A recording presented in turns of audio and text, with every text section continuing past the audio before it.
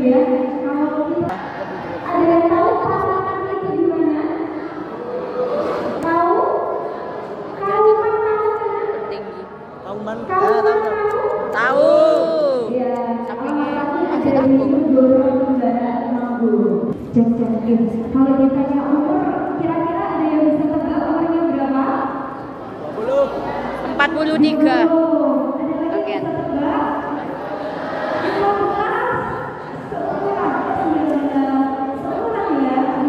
Oke. Yang jelas lebih dari 13 kalau menurut saya. Kalau saya kira-kira umur berapa? 40 tahun. Udah nyepil nih. Usia saya 15 tahun.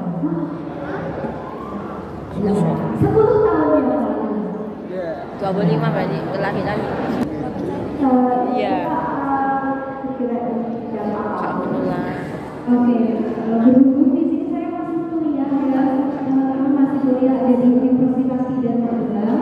Sekarang sedang menempuh semester akhir, di sana sedang skripsian, tapi di sisi lain bersama dengan kakak saya kita bersama-sama merintis usaha. Untuk saya sendiri itu ada Master of Ceremony, biasa jadi MC, kemudian ada event organizer, kemudian ada wedding organizer juga. Saat ini saya juga sedang belajar untuk menjadi makeup artist dan kita bersama-sama merintis usaha thrift. Ya, kalau saya ini mulai jualan dari kecil. Mainan itu loh yang ada di rumah, barang-barang yang ada di rumah itu dulu suka tak jualin. Kalian ada yang gitu nggak? Iya kan? Iya, bakat-bakat Mbak. Jadi saya punya PT sendiri, Mbak Amrita punya PT sendiri. Mbak Amrita ini namanya PT Aura Project Indonesia. Kalau saya Izzy Beban Indonesia. Walaupun kakak adik, tapi punya bisnis masing-masing. Saya punya bisnis yang namanya Justin. Kalian suka Justin nggak? Hobi saya kan belajar. Hobi saya Macam apa ya? saya sama Mbak Amrita ini udah keliling sekitar 7 negara. Mau disebutin? Di Papua Nugini. Ini cuma negara-negara kita aja. ASEAN. Asia Tenggara dan beberapa negara. Yang pertama, dulu ke Arab Saudi itu gratis. Manu. Karena saya tulis, makanya kalian harus pintar sekolah saya pintar biar apa-apa gratis. Oke, setuju ya? Saya ikut seminar internasional yang ada di sana. Bonusnya umroh. Ya. Terus yang kedua negara mana sih? Yang disebut. Untuk yang kedua itu Singapura. Kita ingin trip selama beberapa minggu ke 4 negara. Yang pertama Singapura, kemudian Malaysia, habis itu kita ke Vietnam, dan terakhir kita ke Thailand. Nah, ke 4 negara ini kita juga gratis semuanya full. Udah gratis tanpa mengeluarkan uang untuk tiket PP-nya. Terus baru 3 minggu yang lalu,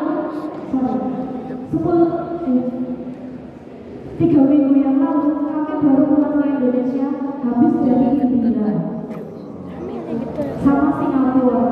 Nah, terus saya baru 1 minggu yang lalu pulang dari Malaysia.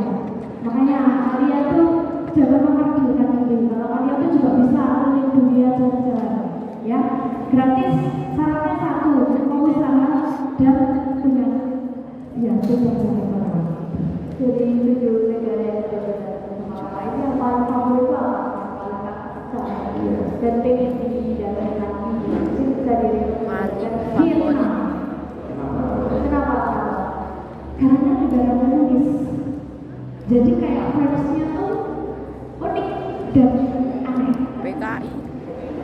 Jadi di sana itu PKI. orang Indonesia pintar bahasa Inggris sedikit-sedikit ya. Iya kan? Kita kan sering walaupun dikit-dikit. Tapi kalau di Vietnam, mereka itu ngomong bahasa Inggris itu jauh dari kita. Dan mereka lebih milih diem. Tahu nggak? Bayangin kalian lagi di jalan di tengah-tengah orang gitu. Tapi mereka milih diem dan liatin kita.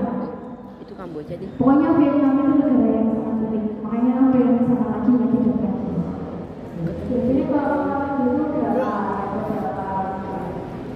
Kalau sendiri kita tergantung juga ya. biasanya bisa tuh kita kita kan larang ini untuk misalkan jadi kalau pokoknya di negara satu-satu Singapura ya, itu kan karena emang dolar di sana mata uangnya lebih tinggi daripada di Indonesia, jadi kita lebih milih untuk di sana berarti sekitar 2 hari kalau ke 3 hari. Malaysia itu dari segi makanan, dari segi suasana itu kita bisa approve banget gitu ya. Makanya kalau di sana mungkin kita bisa 2 minggu atau yang lainnya. Kalau di Thailand mungkin ini hal yang sangat baru, di sana surganya perbelanjaan cewek-cewek, skincare dan kawan-kawannya. Kita lebih lama di sana ya, betah di sana. Kalau di Vietnam kita cuma beberapa hari saja karena memang seperti yang tadi dikatakan negara komunis, orang banyak yang apatis ya, jadi kita hanya spend sekitar 5 hari saja di sana. Siapa buat karena banyak ya, kita siapin apa aja. Siapin banyak hal dan itu perlu cerita khusus nantinya. Jadi kapan-kapan kalian bakal ceritain yang jelas persiapan yang harus kalian siapkan dari sekarang itu mental dan mindset dan pintar bahasa Inggris. Saya yakin anak-anak SMP 1 pasti kalian pada pintar bahasa Inggris. Hal-hal kayak itu tuh sebenarnya jadi modal kita. Saya sama Mbak Andrina, kalau saya nggak punya bisnis, itu nggak berani yang namanya sangat malu, karena nggak punya kayak modal dan nggak punya keberanian. Ya, jadi yang pertama kali harus disiapkan tekad dan keberanian, juga mungkin berbahasa Inggris. Besok kalau guru kalian jelas ke pelajaran bilang ke ya. Iya, soalnya walaupun kita ngomong apa sebenarnya bahasa Jawa atau apa, ya orang sana nggak paham lah, gitu ya. Kita kembali sifat atau karakteristik yang bisa masuk penting banget buat wira usaha atau kewirausahaan. Oke, dijawab dulu ya Mbak Betty. Kalau menurut saya pribadi, sifat yang harus dimiliki oleh seorang yang mau berwirausaha atau punya usaha yang pertama harus kreatif, inovatif. Ya, kita harus cari peluang apapun itu, kita harus pintar cari peluang. Contohnya kayak dulu ya, ini sebagai contoh saya dan juga Mbak Sydney itu selalu berusaha untuk memunculkan ide-ide. Dulu waktu kecil ya, diceritakan sama Mbak Sydney, kita itu suka jualan. Waktu SD kita sudah jualan apa aja sih? Dulu tahu sampai ada yang tahu sampai ya, itu kertas yang ada gambar-gambarnya itu harus ya. Nah, itu kita zaman, iya beda zaman ya kayak ya dulu ada permainan yang gambar terus kita tampilkan gitu. Karena kayak gitu itu mahal, makanya saya sama Mbak Siti itu kita punya kertas HVS di rumah, kita gambar sendiri dan kita jual kertas itu jadi tampilkan dan itu laku di desa kita tuh laku dan kita menghasilkan uang banyak untuk bisa buat kita main, buat kita jajan, buat kita saku buat sekolah itu bisa. Nah, jadi intinya satu, karakteristik dari seorang pengusaha itu harus pintar cari peluang, inovatif dan juga kreatif. Itu yang pertama. Yang kedua, apapun itu jangan takut gagal. Ya, kalau misalkan kita mau berwirausaha, modal utama kita adalah keberanian untuk tidak takut gagal. Kalau kita takut gagal, ya kita nggak akan pernah mulai lagi. Misalkan gagal, apa kita coba lagi, gagal coba lagi, gagal coba lagi. Sebagai motivasi buat teman-teman, apakah kita ini bisnisnya itu tidak pernah gagal? Enggak, kita pernah menemui beberapa kegagalan ya. Mulai dari dulu waktu kecil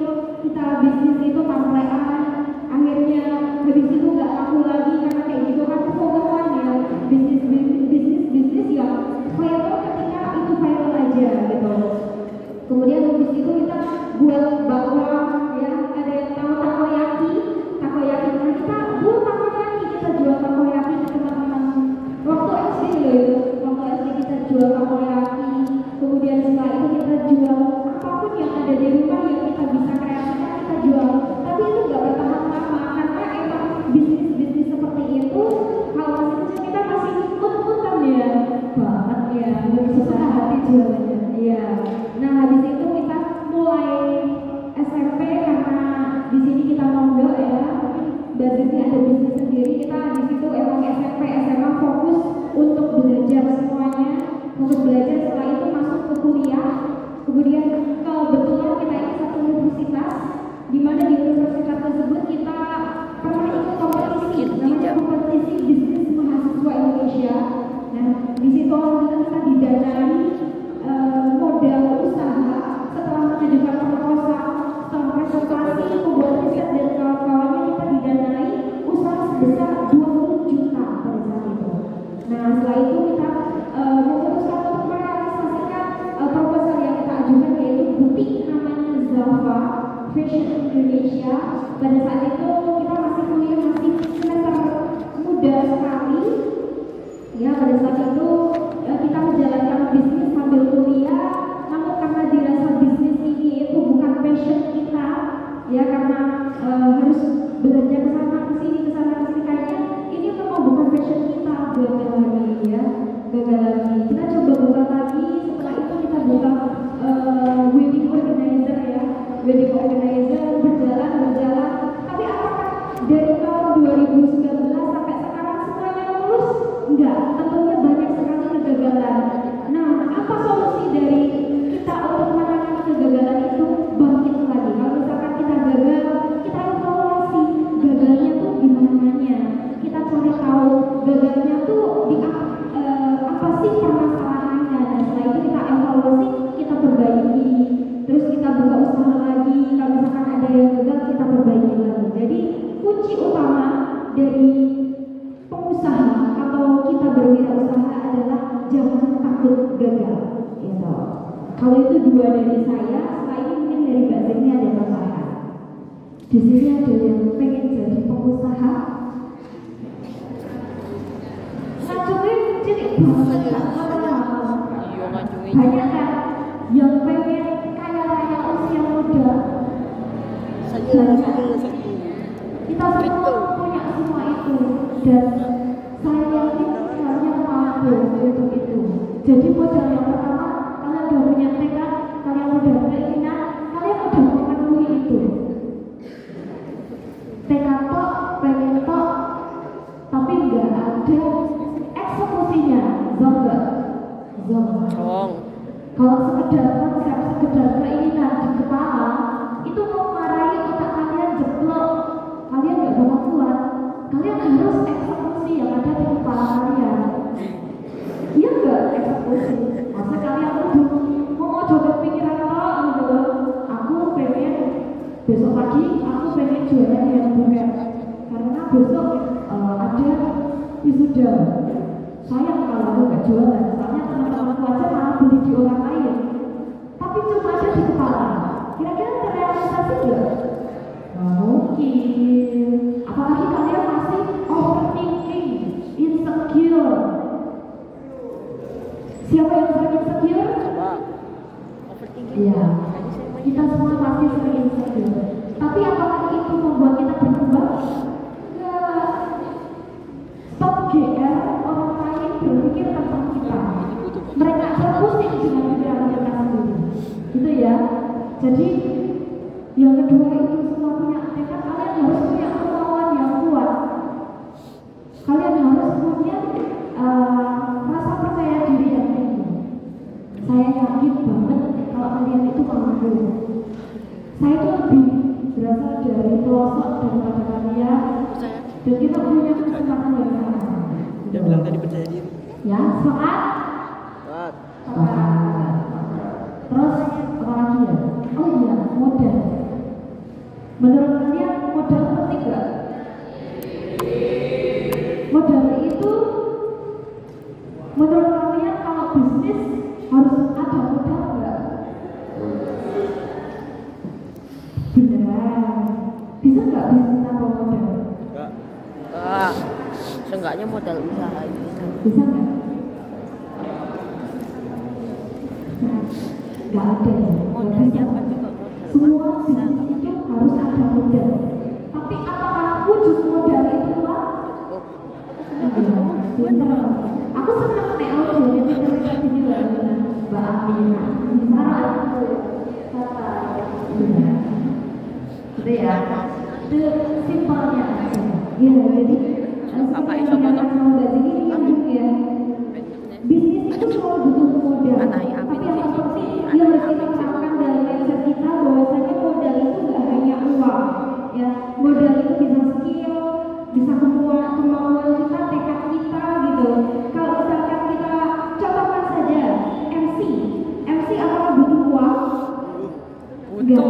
Kita harus punya skill untuk bisa public speaking yang bagus. Itu tidak membutuhkan modal. Kita membutuhkan keberanian, kepedean seperti itu. Tapi usaha itu butuh modal. Modal bukan hanya uang. Pengfitnahan ringan. Jadi kalau Denny WA. Santai-santai. Aku anteng loh. Kau diam. Dari umur berapa ya? Aku anteng. SD kelas 2 enggak? Kalau saya 2 berarti dari kelas 4 ya. Sedih buta. Kok bisa kepikiran? Karena tuntutan zaman gitu. Kayak kalian yang suka jualan siapa? Di sini ada yang punya bisnis? Jualan KB. Ada ya? Oke. Karena ada orang. Coba dulu. Makan jalan lain. Siapa? Ayo. Sayur. Oh jualan apa? Belum aku sadar dari kecil kalau aku pengen jadi perempuan yang kaya. Aku gak mau jadi perempuan miskin yang mau jajan aja susah. Aku pengen dulu sih kalau aku gak punya uang. Gimana caranya biar aku punya uang? Ya aku jualan. Aku realistis aja sekarang. Aku pengen beli mobil. Gimana sih caranya biar bisa beli mobil? Ya bisnis. Itu contoh usaha dengan Saya sama Mbak Amrina ini punya kebiasaan yang sangat berbeda. Saya tuh suka banget yang namanya belanja. buat apa? Ya Mbak Amrina enggak. Saya ke Jangan gitu gitu ya. biasanya kan di pasar. Tapi gimana saya bisa punya gimana saya bisa belanja? Gimana saya bisa memenuhi ego saya? Itu berawal dari hal kayak gitu loh. Jadi saya termotivasi. Berarti kalau seperti ini saya harus berusaha. Saya harus punya uang. Oh itu iklan nih. Gimana saya punya uang? Masa jawab bapak terus? Kan waktu nggak sih? Kalian malu nggak sih minta uang sama orang tua terus? Halo. Halo. Malu nggak? Enggak. Itu saya ada usaha. Iya sekarang. Tapi kalau besok kalau udah saya Kambingnya suruh baca. kalau sudah lulus SMA, Kambingnya suruh ngemis. teman-teman kalian udah kerja dan kalian nganggur, jangan ya. Jadi kalian pasti akan terpikir secara otomatis di otak kalian. Oh, berarti aku harus punya usaha. Udah dong gede. Sama gini guys, saya bilang Kalau mau pipis. kalau kalian Gua tuh nggak bisa aku bandinginnya sama yang ikut orang sama Jadi bisnis satu lagi sendiri saya ya. disalahin. Kalau kalian kerja ikut orang, gaji kalian itu paling UMR. Kalau mau ya ada. Aku mau kasarnya kayak gini. Tapi kalau kalian bisnis, kalian itu bisa beranak pinakkan uang itu. Kalian uangnya jauh lebih banyak. Oke? Terus yang kedua, kalian sorry guys, nge-freeze sebentar. Aku iki. Terus apa sih kamu jadi lupa? Iya, ciptakan lapangan pekerjaan. Jadi kan itu jadi salah satu motivasi karena tetangga-tetangga, saudara-saudara itu banyak yang punya pekerjaan. Kalau aku nggak punya istri, aku nggak punya kamatea, aku nggak punya partner planner, aku nggak punya bonus news, aku nggak punya justice president Naila. Itu apakah mereka intinya aku bisa kasih kerjaan ke orang lain. Nah itu jadi salah satu cita-citaku. Kasih jaminannya kayak gitu ya. Terus kalau anak SMP, dia gitu kan. Kalau anak SMP urgensinya, kok aku malah jadi ikut mbak Eka host ya. Urgensinya kenapa sih harus punya bisnis? Oke, kalau ini menurut saya pribadi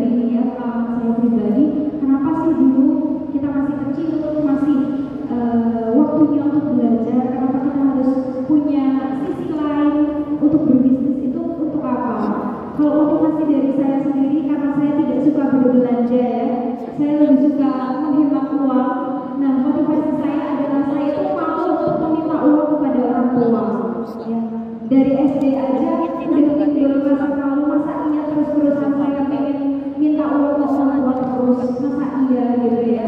Dari situ pintu pemikiran nggak bisa nih kalau kita cari uang, nggak bisa nih kalau kita cuma minta aja nggak bisa. Kita harus punya penghasilan sendiri, meringankan orang tua. Walaupun sebenarnya orang tua kita itu mampu ya untuk membiayai uang saku kita, sekolah kita, tapi setidaknya kita harus punya rasa saya bisa sendiri gitu. Uang saku hanya uang saku atau uang belanja kita sendiri. Kalau misalkan teman-teman ada yang pakai skincare, ya uang skincare sendiri itu kalian cari sendiri itu nggak apa-apa gitu. Di luar yang memang kewajiban dari orang tua atau hak kita dari orang tua seperti itu. Ini gitu. Ini bisa menjadi inspirasi buat kalian yang masih minta uang orang tua sehari bisa 5 kali, 10 kali. Ini bisa jadi inspirasi. Itu kayak Bisa. sini chat saya. Apalagi sekarang nih zaman modern banget. Ini benar-benar zaman yang gampang.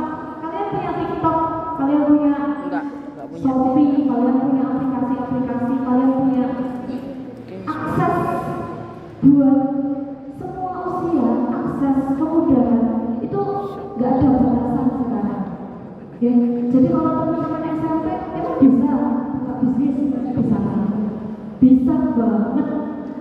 Kalau saran aku, kalau saran saya dulu ya, boleh. Saran saya, ini buku kalian. Di sini ada yang nggak punya TikTok? Angkat tangan yang nggak punya TikTok. Enggak punya. Emang iya ada yang nggak punya TikTok? Kalau yang nggak punya Instagram, ada yang punya Instagram? Instagram ada semuanya ya. Ada satu yang nggak tuh, ada satu yang nggak punya Facebook nggak? Nggak punya juga. Loh, Twitter, ada Twitter? Punya sih dulu. Oh, mas-masku nggak punya sosmed gitu ya, biar penasaran teman-teman. Boleh. Mbak, manusia Nanti zaman kebanyakan dari kita, hampir semua orang ya, hampir semua teman-teman yang ada di sini itu punya media sosial. Nah, sekarang itu ada yang namanya affiliate, ada yang mau affiliate? Tahu. Tahu ya?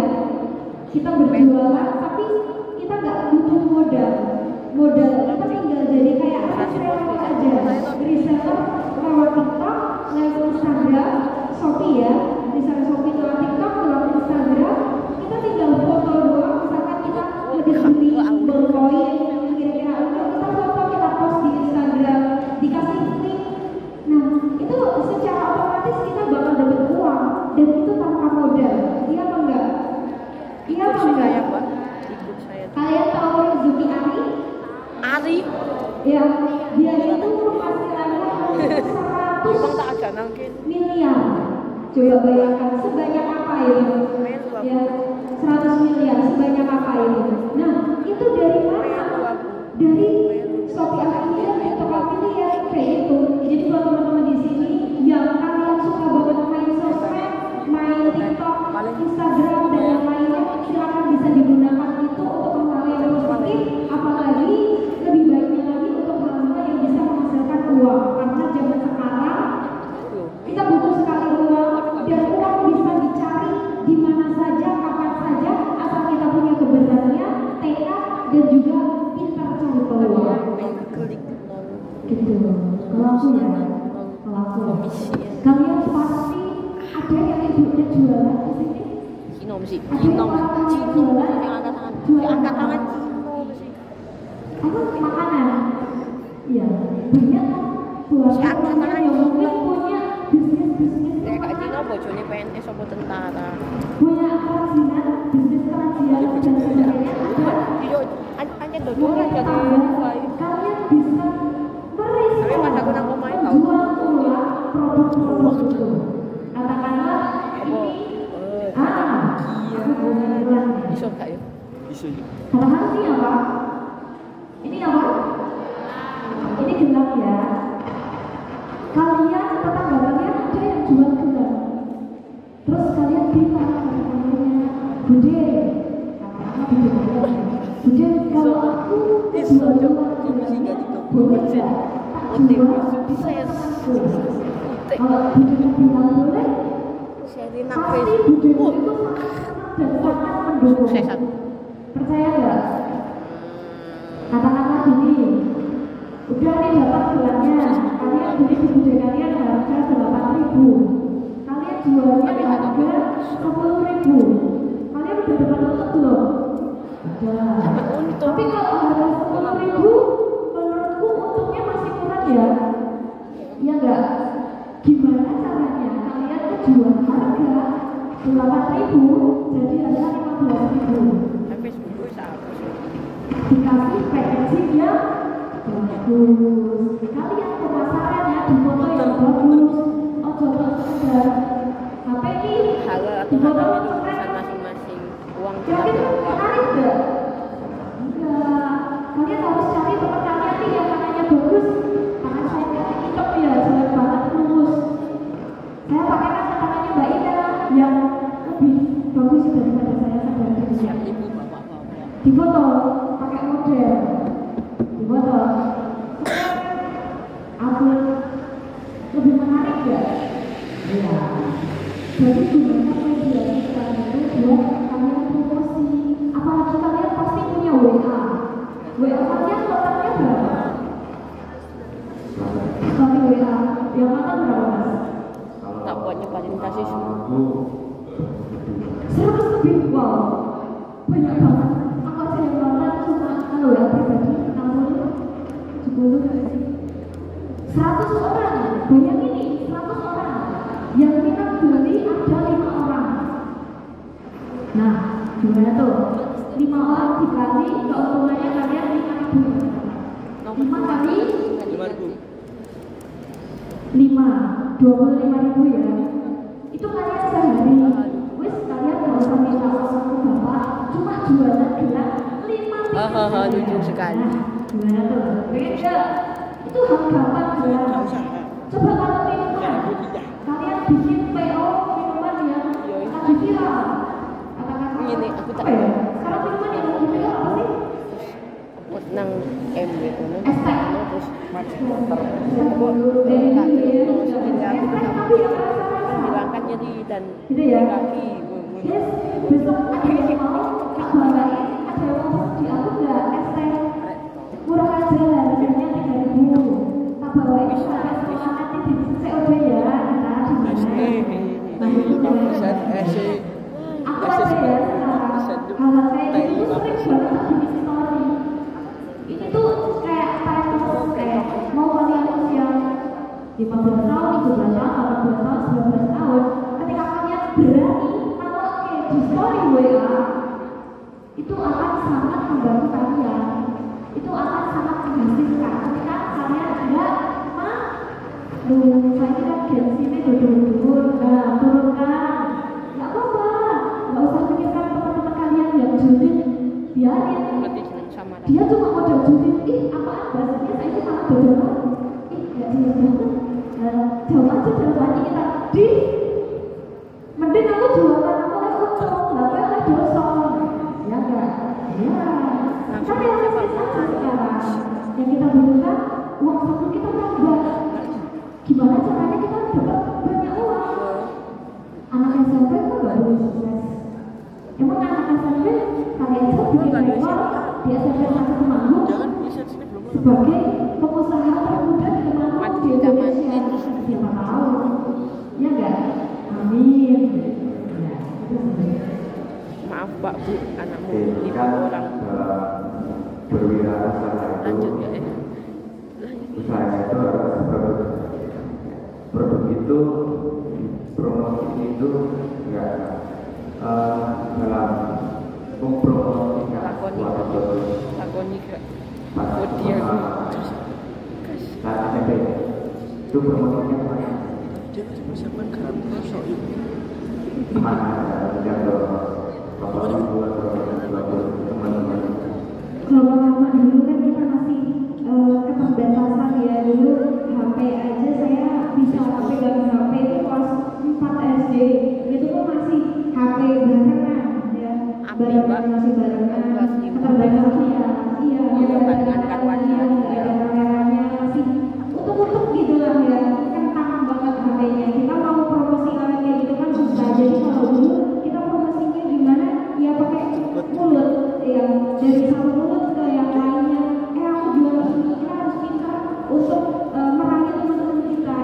bagus banget loh gelangnya. Mau beli nggak? Terus pakai gitu loh, beli di sana tuh harganya segini tahu. Kamu beli di aku aja. Dan nggak bawa ini enggak gitu. Nah itu skill kita yang pertama adalah kita harus apa ya, pandai untuk membeli barang kita. Itu ketika pengalaman saya waktu SD SMP. Tapi kalau sekarang banyak hal yang bisa kita tempuh ya, karena dengan berkembangnya teknologi saat ini itu bisa jadi peluang kalau kita mampu menciptakan peluang itu. Salah satunya seperti yang tadi disampaikan sama Mbak Zeni, buat story WA, buat story Instagram, buat TikTok, buat apapun itu yang bisa dibuat lewat sosmed kayak gitu. Itu mungkin dari aku, mungkin Mbak Zeni ada tambahan. Gambarannya gini ya guys. Kebetulan saya anak marketing, saya kuliahnya itu di ilmu komunikasi yang memang fokus ke pemasaran. Tak kayak materi kuliah yang aku menyesal kenapa aku belum tahu itu saat kuliah. Kenapa aku nggak tahu dari dulu aja. Yang pertama, ada dua jenis marketing pemasaran. Yang pertama online sama offline. Kalian bikin orek-orek di kertas. Kalau kalian mau usaha, kertas aja kecil aja, dipetakan. Online kira-kira lewat Instagram, Facebook, masuk Indonesia, kalian masih pakai Facebook ya? Enggak kan? Ya, sudah enggak kenal Facebook. Kata-kata Instagram. Anak-anak hapus kok budik pertama budik aja. Iya enggak? Kalian suka yang blur terus yang foto kayak gini enggak? Iya, kayaknya iya deh. Kalau aku lihat dari senyum kalian tuh senyum primer. Coba kalian kalau kira-kira gimana sih kayak gitu tuh jadi menarik buat followers kalian. Tapi secara terselubung itu kalian jualan. Ya, intinya berarti yang online kan bisa lewat yang online. Tapi offline kalian itu cah sekolah itu lebih percaya sama yang namanya testimoni enggak? Kalian lebih suka rekomendasi teman sama browsing sendiri. Bagi rekomendasi teman. Berarti dari Mbak Andina tadi mulut-mulut masih relate ya. Berarti pemasaran online sama offline keduanya harus yang namanya seimbang. Tak kasih trik biar tadi kamu menyesal. Aku pengen kalian tulis ini STP. S itu segmenting, T itu targeting, P itu positioning. Dan ini aku menyesal banget kenapa baru aja. Kenapa gak dari dulu pas aku SD? Kenapa orang-orang itu gak ngajarin ini gitu loh? Kalau tahu ini dari kecil, suara apa?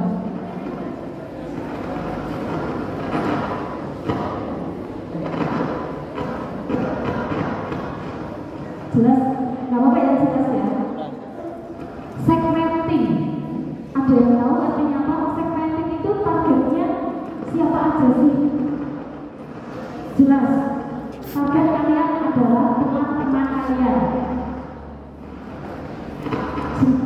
Ya, itu.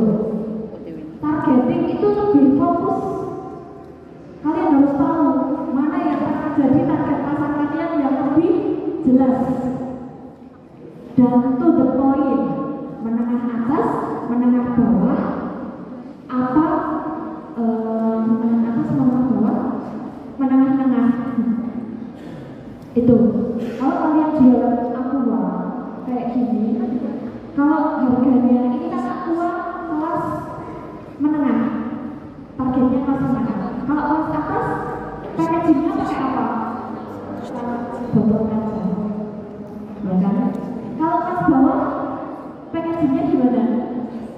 Plastik.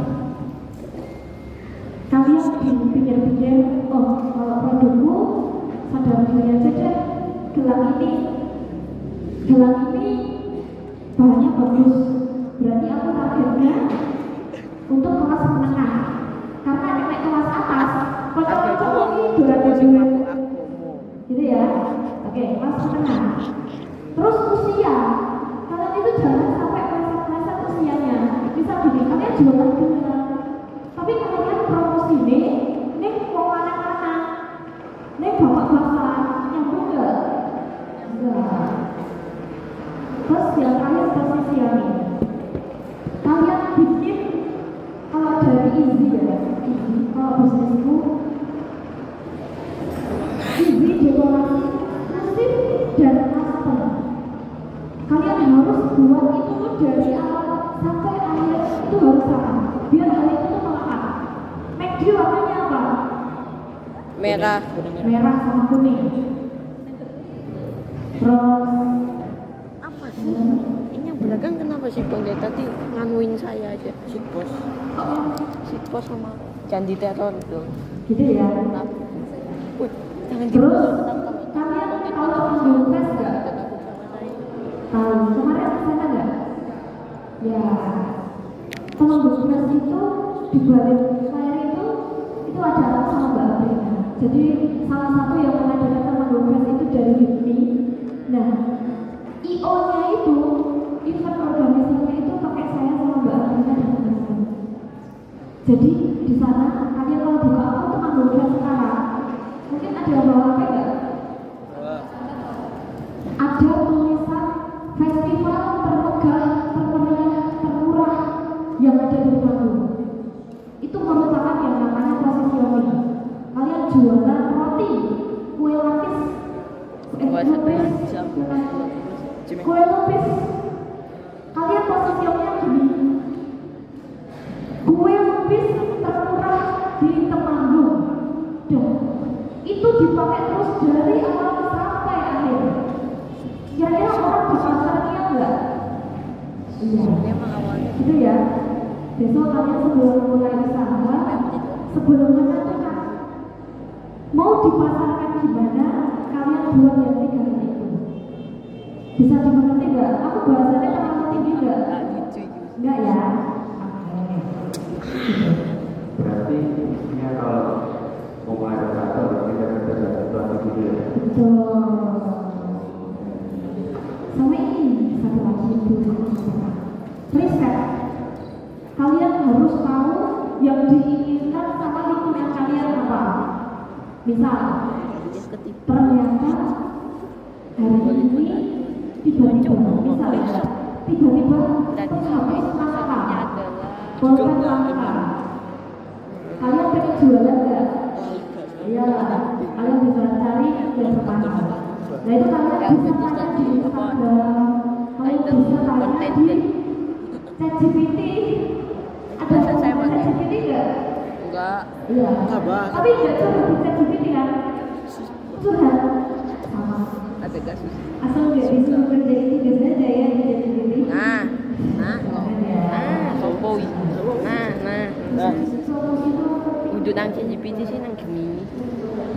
Kalau menurut saya itu adalah kuncinya. Percuma kita punya produk, percuma kita punya skill, percuma kita punya apapun kalau kita nggak promosi. Jadi kayak modal itu sebagai kepala, sebagai badannya, promosi itu sebagai otaknya gitu. Jadi ini harus berkesinambungan, kita punya produk, tapi kita juga harus promosi itu. Aku kan ngerti sih kalau dulu tidak apa. Kalau menurut saya harus stabil. Email Gimana sama kalau dari teman-teman memajukan jam tidurnya untuk perjuangan Facebook. pakai orang Masa lain, saya menggunakan orang lain, dikonsumsi orang lain. Kalau orang lain aja nggak tahu sama produk kita. Jadi promosi itu kayak ujung tombaknya dari usaha kita. Kalau kita mau promosi, ya keuntungannya kita bakal ada yang beli. Tapi kalau kita nggak mau promosi, ya kerugiannya nggak bakal ada yang mau produk kita, nggak ada yang bakal pakai produk kita. Jadi promosi itu kuncinya ya. ada beginian di Facebook. Terus promosi harganya. Nah, cara menentukan harganya keuntungan itu Cara menentukan harga. Sebenarnya kalau dihitung itu ada yang namanya BET, tapi otak kita nggak nyanda, belum nyanda, karena itu harus pakai kalkulator, harus pakai Excel dan sebagainya, harus ada yang Oh, ngerewain no, Mbak. tapi secara mudah kalian orang coba ngakui Excel. list apa saja yang kalian keluarkan, bahkan tenaga kalian itu juga dihitung, apalagi yang jualan jasa. Sering banget Biasanya nyontek ini saja. terjadi juga di saya sama Mbak Andrina. Jasa itu kadang Nyontek tidak orang, dihitung, nyontek aku. makanya kami seringnya boncos gitu ya, karena capek pergi di waktu gitu. Kalau begitu Usahanya biasanya nyontek. pertama ya, langkah pertama yang harus kita lakukan untuk menentukan harga. Ketika kita belanja sesuatu, struknya jangan dibuang dulu ya. Kita sekarang struknya, kalian buat satu box yang isinya itu buku keuangan dari usaha kalian. Di situ isinya modalnya berapa aja ditulis. Misalnya kalian punya usaha takoyaki, modalnya ada gandum, ada minyak, ada apa. Nah itu kita kalian bedakan antara bahan yang sekali pakai langsung habis sama bahan yang sekali bisa dipakai untuk berkali-kali. Misalkan kayak tusuk sate itu kan sekali pakai doang, cup itu sekali pakai doang. Nah itu untuk berapa kali, misalkan cup 10 harganya 10.000, itu bisa untuk 10 pelanggan gitu. Nah itu dikalikan dan dibagi, ketika diperincikan berarti satu ad-nya, satu piecesnya itu modalnya berapa? Oh 1.000. Misalkan minyak 1 kilo berapa? Misalkan katakanlah 1 kilo berapa? Kita katakanlah 20.000 gitu, 20.000 lah. Minyak ini kalau kita 1 kilo semuanya kita dibuat masak, itu bisa berapa buat masakan? Misalkan bisa buat 50 masakan. 20.000 bagi 50 berapa? 4.000.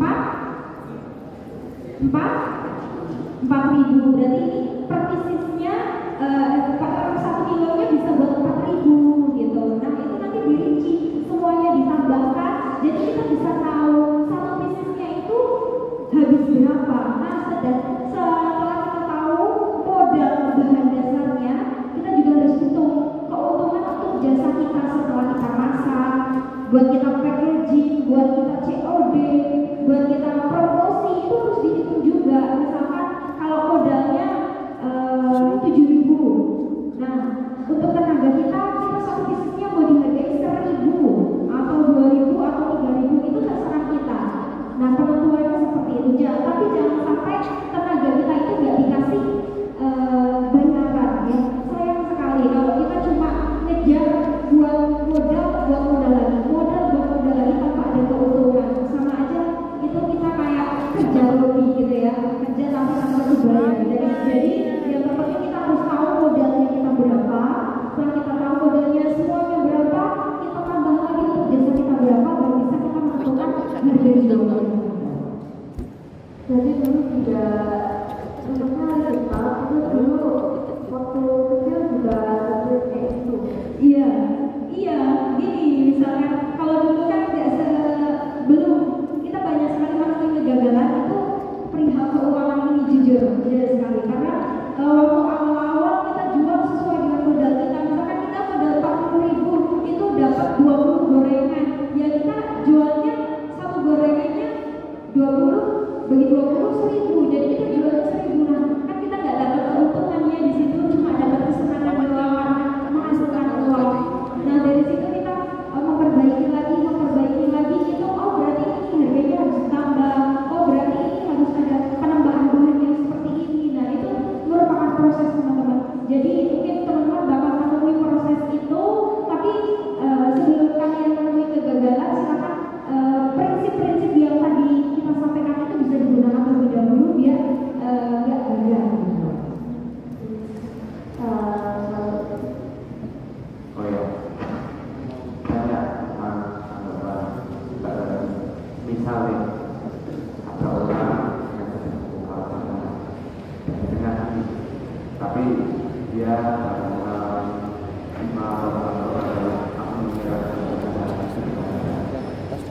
aku kayak gitu fase ya.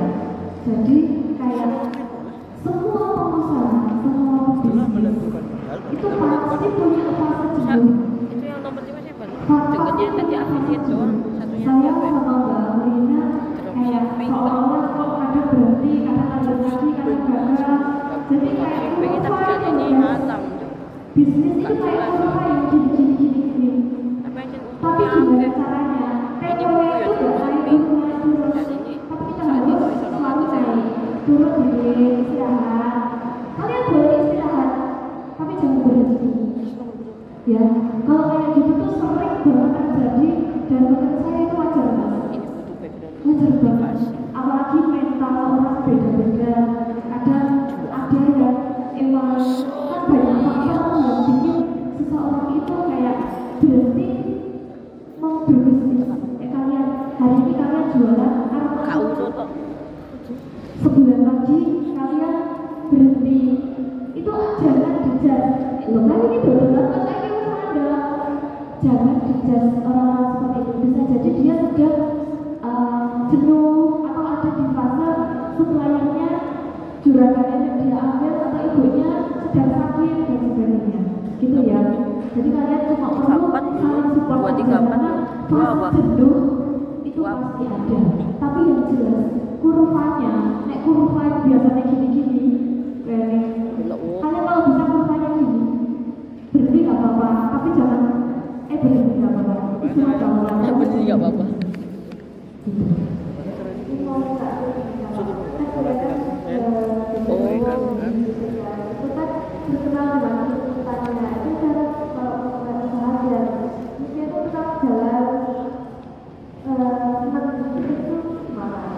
Ya, menurut saya tujuan kita harus menetapkan tujuan sebelum kita mau berwirausaha.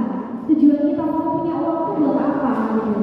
Jadi harus tetapkan target. Misalkan contohkan ya saja, misalkan saya sama Mbak Ziki mau punya usaha itu karena yang pertama dulu kita pengen kuliah tanpa membebani kedua orang tua kita. Kita mau bayar kuliah kita sendiri. Nah, ini kan target kita. Target kita itu seperti itu. Jadi ketika kita mengalami suatu fase yang mana kita sedang bosan, mut-mutan, saya juga gengsi. Ketika kita ada di posisi mut-mutan, kita harus ingat, oh target kita tuh mau bayar kuliah sendiri. Kalau misalkan kita nggak rajin jualan, nggak rajin promosi, nggak rajin ini, ya kita nggak bisa mencapai target. Terus besok gimana kuliahnya gitu. Jadi kalau menurut saya intinya satu, ciptakan target dulu sebelum kalian mau menentukan mau berwirausaha. Ciptakan target biar kalian selalu punya motivasi untuk terus berjalan, untuk terus berusaha tersebut. Kalau aku ya versi Zidni Naila ada. Aku suka jalan-jalan, aku suka traveling, aku suka melukis kayak gitu. Aku suka banget. Aku suka naik gunung, aku suka naik gunung. Ya menurut bapaknya mereka gitu kan. Jadi Gen Z itu kan mut-mutan banget. Itu fakta. Aku juga Gen Z loh. Kita satu generasi ya. Oh. Jadi ketika aku berasa di situasi bad mood, males ngapa-ngapain, ya I do my hobi gitu loh. Aku melakukan hobi-hobiku buat selingan. Niatnya nggak ada. Ya stres lah kalau pikir kerjaan terus. Katakanlah saya sama Mbak Amrina habis ini ngejob itu sama Lungkes maraton selama sebulan. Pasti jenuh, mudah berantakan, capek. Gimana caranya kita memulihkan waktu kita? Yaitu dengan meninggalkan bernaga, istirahat. Kita cari sesuatu yang bikin kita refresh. Banyakin foto. Kemarin aku sama teman-teman naik gunung sampai maraton 7 gunung kayaknya. 7 gunung yang Mbak Rina itu dilakukan selama 2 sampai 3 bulan itu 7 gunung. Bayangin aja, seminggu 1 kali naik gunung. Tapi setelah itu kita benar-benar udah fresh kayak oh ternyata bad mood fase jenuh itu bisa diatasi. Makanya saya sarankan kalau Gen Z itu harus punya hobi, Gen Z itu harus punya passion lain. Ya, kalian hobinya apa? Olahraga, drakor. Ya saya suka Nonton olahraga. film, Nggak usah tapi nggak usah jadi.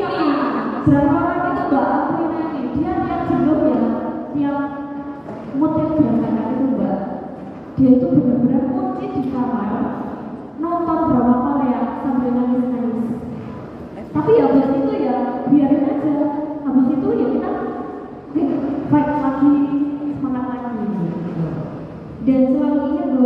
hobi itu butuh uang ya. Jadi kalau kita mau bisa menjalankan hobi itu sebisa mungkin kita harus punya uang. Jadi itu salah satu motivasi kita selain kita hobi untuk merefresh kita dari kejenuhan, tapi selain itu kita juga harus bangkit lagi karena kita butuh uang untuk merealisasikan hobi-hobi kita itu. Hobinya mahal, kerja keras buat hobi, hobi buat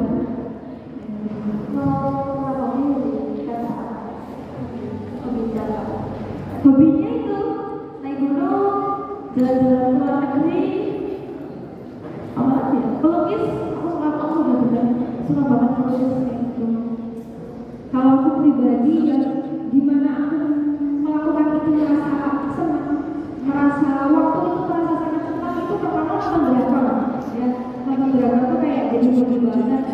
Yang kedua masak, ya ada yang suka masak juga. Ada ya, kalau saya tuh kalau habis masak tuh rasanya jadi kayak ini bentuknya apa kembali lagi, jadi waktu bangun tidur kayak ya Allah hari ini nggak mau ngapa-ngapain, tapi setelah masak kayak di pikiran tuh langsung muncul oh hari ini mau ini gitu. Yang ketiga hobi saya bersih-bersih. Aku nak lo. Ya suka banget bersih-bersih. Kalau misalkan ada yang kotor suka banget tak bersihin karena kalau misalkan dalam keadaan kotor tuh hatinya jadi ikut kotor gitu, jadi merasa ih sumpah banget. Jadi bersih-bersih dengan bersih-bersih aku merasa kayak ih enak banget ya bersih-bersih gitu. Kebalikan semuanya. Jadi kalau habis melukis, hobiku melukis guys, hobi dia bersih-bersih. Pas ya? Saya berangkat dia yang bersihin. Ya benar. Oke, aku mau kan kakaknya punya ide yang punya pernah nggak sih sempat membangun ide ini masalahnya menyerah pada titik terendah itu? Oke, aku boleh cerita dulu. Ya, jadi kita PT-nya itu event organizer ya. Kita mengambil event-event yang ada di Temanggung.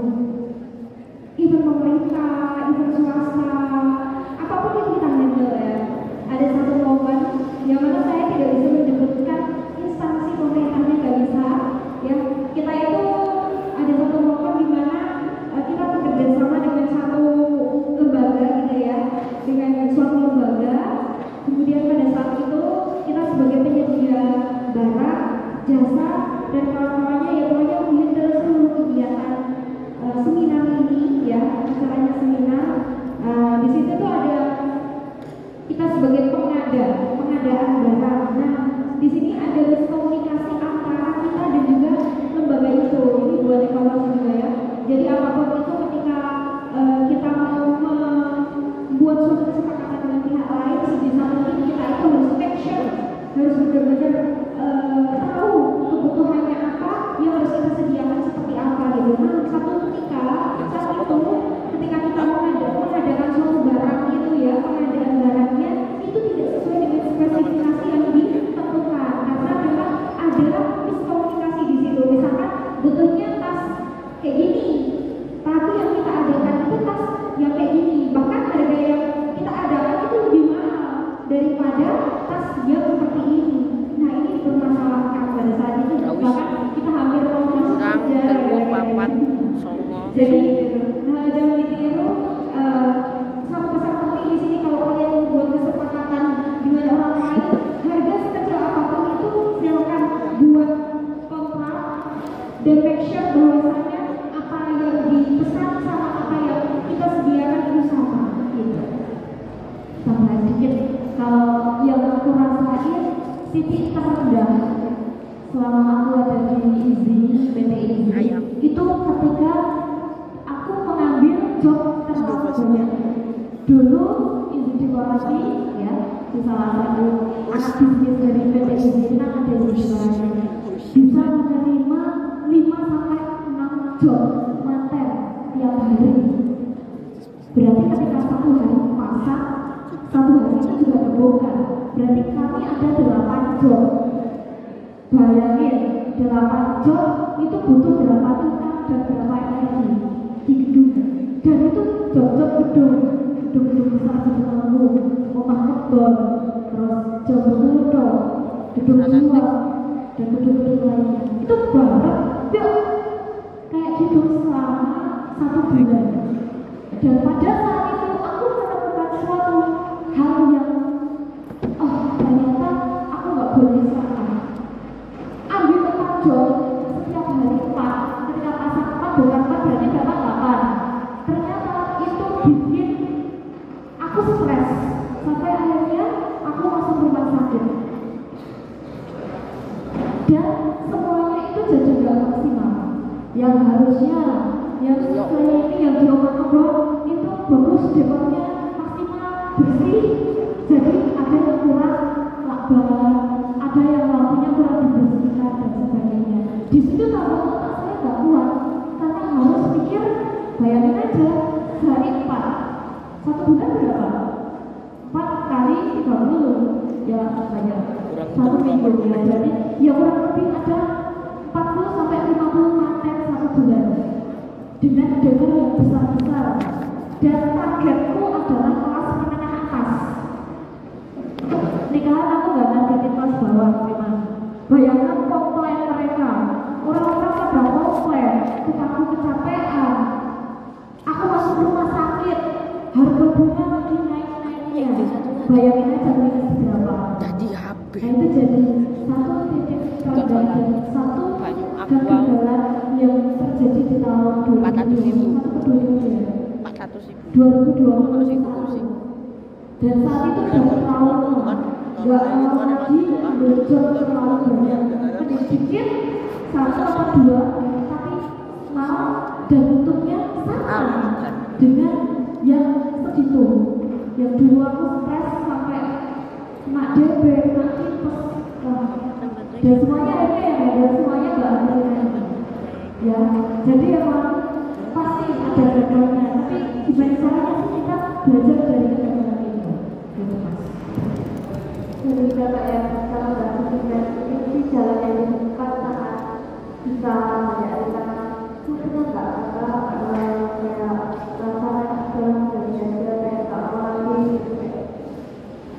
Kalau menurut saya sering banget deh, sering hampir tiap hari jika ada satu hal yang sekiranya apa ya, ini berat banget ya ampun, udah kadang kalau bangun tidur tuh rasanya ya ampun, nanti kayak gini kayaknya nggak bisa lanjut deh, nggak bisa lanjut deh. Tapi ingat lagi kalau misalkan kalau menurut kamu ya waktu itu kalau misalkan kita udah punya kesepakatan, misalkan saya hari itu ada PKP 5 orang, tapi malamnya tuh sampai malam ngejam sampai malam, rapat sampai malam, tadinya jam 3 udah siap-siap ke PKP 4 orang gitu. Rasanya ya ampun, pengen besok skip hari boleh nggak sih gitu, tapi banget kayak gitu. Tapi balik-balik karena kita udah punya kesepakatan dengan klien, berarti kita sudah punya tanggung jawab di situ. Gak bisa kita main tiba-tiba nggak cancel ya, nggak bisa kayak gitu. Jadi kalau menurut saya yang harus dipunyai oleh seorang pengusaha itu juga rasa tanggung jawab, biar ketika kita merasa bosan, merasa bad mood, kita harus itu sadar bahwa kita punya tanggung jawab di situ, sehingga nggak mau kita harus merasa bad mood, rasa bosannya itu harus kita lawan sambil teduh, udah dong, capek banget kayak gitu. Itu hal yang wajar banget, sangat-sangat wajar. Tapi bagaimana kita bangkit dari rasa itu gitu loh ya. Kalau nggak sih mungkin ada lain meso-meso. Jalan yang jago adalah meso-meso. Jadi wajar guys, wajar guys. Aku nggak tahu mungkin guru yang di belakang ini bilang sama Genzi kayak kita apa enggak gitu lah. Jadi meso melampiaskan dengan kesadaran kayak gitu tuh menurut aku wajar banget. Asalkan jangan sampai merugikan orang lain ya. Terus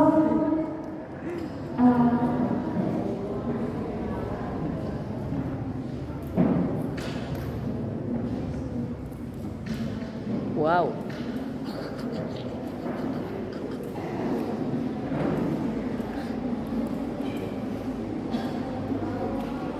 Tuh kan, kayak gini. Aku tuh kalau malam tuh kadang-kadang suka nge-freeze. Kalian ada nggak sih yang kayak gitu? Sabar. Apa? Tiba-tiba nge-freeze. Suka nge-freeze. Lu kan? Jadi, terjadi kayak hanya yang dialami Saya Mbak pernah Rina ngemis karena saya nggak pernah bicara. sama aku karena dia punya bisnis Coba sendiri, sekarang aku punya bisnis sendiri dan Ngemis nggak lu? kita berdua punya bisnis Tapi yang saya itu dua bukan orang. orang bisnis, Itu bukan orang usaha, benar-benar bukan pengusaha. misal malamnya meeting sampai jam 11 jam 12 malam tapi harus meeting lagi jam 7 jam 8 harus meeting nanti harus meeting ke Pulau Solo harus meeting ke Madura harus meeting mana-mana tentu hal itu tuh bikin emosi kita Kalian itu gak harus kuat mendukung salah satu paslon dan dengan cara aku memberikan kira kalau dalam kampanye masalah secara itu diam-diam. yang penting itu guys jangan sampai Sebagai imbalannya mereka harus satu membuat lagi aturan yang untuk ingat mensukseskan jangan sampai orang tahu kalau kalian itu capek capek apapun gak usah bikin story Kamu tahu tuh. ya Koko please Bodoh. branding yang bagus-bagus aja orang tahu ya selama ini aku jalan-jalan punya bapak ke Malaysia bolak-balik besok tanggal 24 aku sama Mbak Rina ke Malaysia lagi sama Singapura mereka kiranya aku jalan-jalan ya iya jalan-jalan tapi kan sambil kerja sedih jangan sampai orang tahu kalian branding diri kalian sebagus mungkin entah itu kalian pengen dikenal sebagai anak estetik entah itu kalian sebagai pebisnis atau anak gunung atau apa branding sebagus mungkin jangan sampai ada yang tahu sedihnya kalian ya kecuali teman-teman dekat kalian yang tahu gimana berantakannya aku tiap hari yang biarkan teman-teman dekat aja karyawan kita orang tua kita kalau bisa jaga sampai ya kemarin aku ke Malaysia sama ibuku karena Mbak Rina ini tiba-tiba dia ada job make up 2 hari berturut-turut dan itu make upin banyak orang aku pengen solo travel aja ke Malaysia sendiri kan ternyata gak dibolehin ibuku kira selain dia jalan-jalan sampai di MRT dia nangis nang jalurnya ono beliau tuh benar-benar nangis di kereta ya Allah ternyata aku sebekerja keras ini aku tuh sampai ikut nangis ketika waktu gak sih kalau berdua nangis di kereta gitu sebegitu aku sama Mbak Rina ini nutupin kalau ada apa-apa bapak ibu tuh gak tahu sampai ya itu akhirnya pecah di Malaysia kemarin ternyata Zidni itu ya sebekerja keras ini sekeras ini secapek ini gitu ya guys pekerjaan yang kalian suka kalau aku suka ngomong ya jujur aku suka ngomong banget suka berdiri di depan orang aku suka ngisi iya jadi mulai dari apa motif apa atau apapun itu yang berhubungan dengan orang lain aku suka gitu kalau aku apa ya Freeze. itu Nggak PKI nangis. Aku gak ada yang tak suka. Jujur, aku jujur sama kalian. kayak gini dibilang Dari PKI semua kerjaanku itu, gak ada yang tak suka. Kayak yang benar-benar aku benar-benar suka, gak ada. ya udah Karena aku sukanya gambar, aku sukanya jalan-jalan. Yang enjoy ya, paling enjoy ya, justik ya. Karena itu sambil jalan-jalan. kenapa karena gue itu enggak men Hindari gitu. Paling dihindari adalah paling hindari adalah menghadapi orang komplain. Wah, bayangin aja guys. Mantan itu tuh kadang suka unik ya. Jadi kayak ada aja komplain, ide komplainnya tuh ada aja. Hal yang paling aku takutkan sampai aku sering tremor, aku sering kayak ini beneran aku harus menghadapi ini. Apapun itu kerjaan adalah menghadapi orang komplain. Sekarang dari yang kedua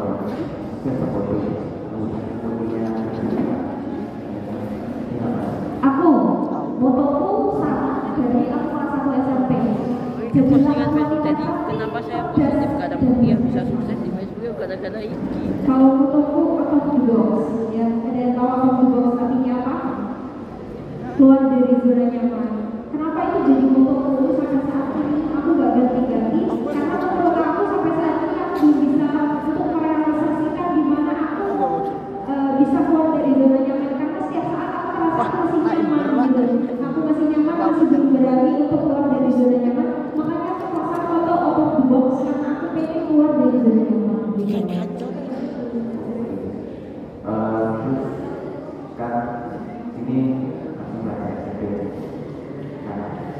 kira-kira bisa apa untuk itu mengapresiasi tanpa membangun. Nah, iki nomor 5,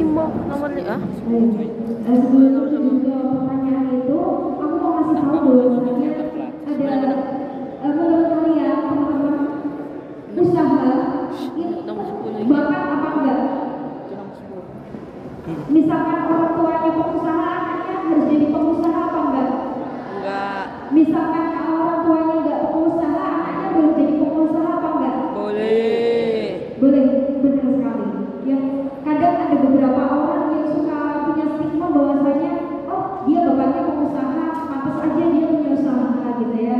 Ada banyak yang kayak gitu ya. Oh dia bapaknya ini, oh makanya dia kayak gini. Nah dari sini kita nggak boleh berpikiran seperti itu karena sebenarnya Mbak Ziki sama saya itu bapaknya bukan seorang pengusaha, tidak punya darah pengusaha sama sekali. Bapak saya adalah guru, ibu saya ibu rumah tangga, ya nggak ada darah pengusaha. Waktu pertama kali kita perintis usaha, kalau misalkan kayak jualan mani, jualan bakwan, jualan apa, itu masih didukung.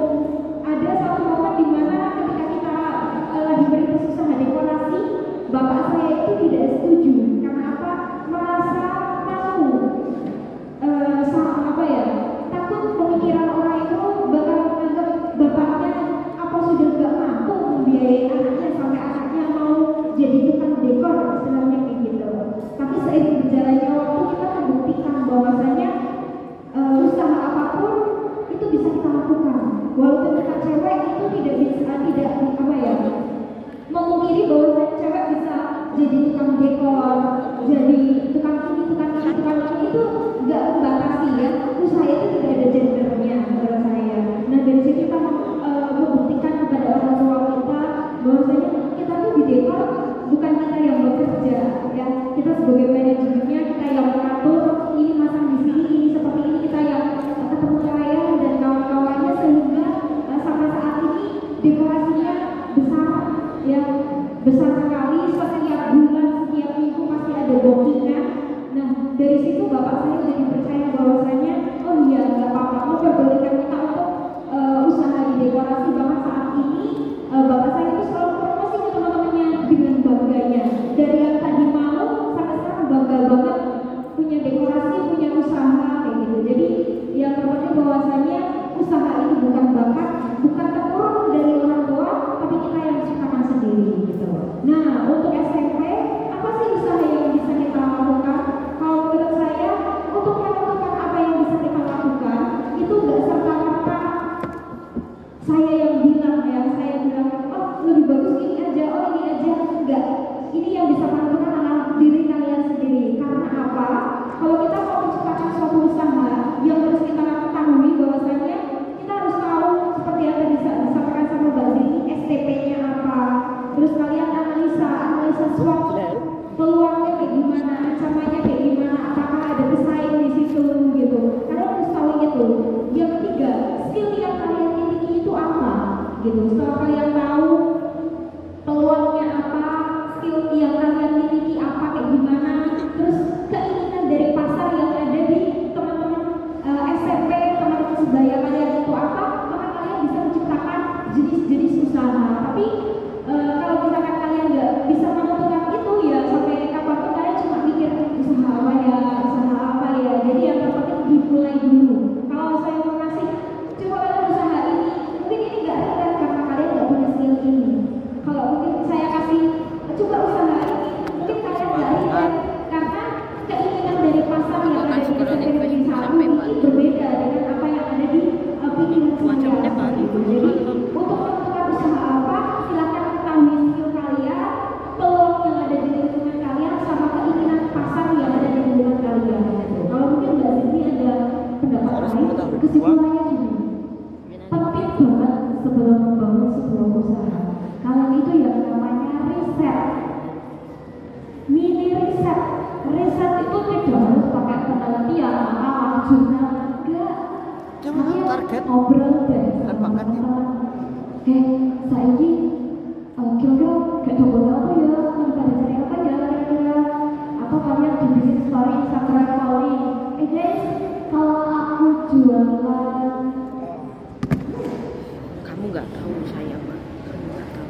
jualan gelang ada yang mau nggak ya? Di poli Instagram misalnya jawabannya iya, nah berarti yang pengen teman-teman itu iya. Sekarang satu nih mau lebaran, saya sama Mbak Rina kemarin lagi riset. Ini kalau orang-orang Temanggung dengan baju harga 90 ribu ke bawah, kira-kira pada mau ya Mbak ya? Semangat hasil risetnya, tanya modal apa kalau teman-teman katakanlah ke teman-temannya Mbak Ita, ya aku udah jamin kira-kira pada mau beli nggak ya? Terus tanya lagi, kita Mbak Ita tidak iya. Terus kamu ganti tanya ke temanmu yang lain, berarti kan kalau misal aku jualan jilbab, kira-kira ada yang mau nggak ya? Ada yang mau beli nggak ya? Dan harganya biasanya berapa ya? Gitu. Ya, kalian tanya ke teman-teman lingkungan kalian loh. Misal Mbak Mas lah, itu ada 6 orang. Tanyain satu-satu, kira-kira yang aku jualan laku nggak ya? Atau yang dicari sekarang apa ya? Musim lebaran ini ya kalian bisa yang namanya jualan jilbab. Itu kalian itu ya sama itu bisa kalian sewa punya teman kalian, UMKM terdekat, atau kalian bisa cari tetangga-tetangga kalian. Kamu lihat di posisi Tapi kalau anak SMP paling memberitahu orang dewasa terpercaya terdekat menjual uang itu kalian tuh udah nggak modal uang. Kalau cuma modal nekat foto udah gitu toh. Kalian pinter-pinter cari tetangga kalian yang kiranya mana yang bisa kalian jual ulang yang harganya masih murah.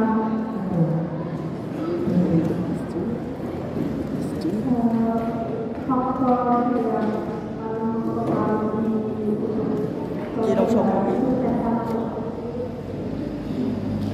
biar sukses itu faktornya apa ya? Mental. Kita harus punya mental dan karakteristik sebagai pengusaha. Ya, kalau misalkan kita mau sukses, ya kita harus punya mental dulu biar sukses. Kita harus afirmasi positif terus. Saya bakal sukses, usaha saya bakal sukses, bakal lancar, bakal bisa meraih keuntungan yang banyak gitu. Itu mental yang pertama ya. Yang pertama dan utama untuk bisa meraih kesuksesan. Kalau kita aja nggak percaya sama diri kita, kalau mental kita aja selalu berpikir bahwasanya kita itu nggak bisa, ya akan mengikuti apa yang kita pikirkan, akan mengikuti apa yang kita katakan. Problem saya itu, kalau aku juga sama, yang penting itu mindset dan mental. Orang Temanggung jangan punya mental miskin, nggak punya uang itu belum tentu miskin. Kita hanya nggak punya uang bukan berarti kita miskin. Mindset kita mindset kaya, mindset orang kaya. Jangan punya mindset orang miskin. aku mindset Aku nggak nyebut orang nggak punya uang miskin. Karena orang nggak punya uang itu belum tentu miskin. Ya, jangan sampai kalian punya mindset miskin, punya rasa insecure, nggak punya diri. Kalian selalu akhir masih yang positif aja. Aku punya satu kayak mungkin bisa buat kalian nih. Kalau kalian percaya sama mimpi-mimpi kalian, Tuhan akan mempercayakan mimpi-mimpi itu pada kalian.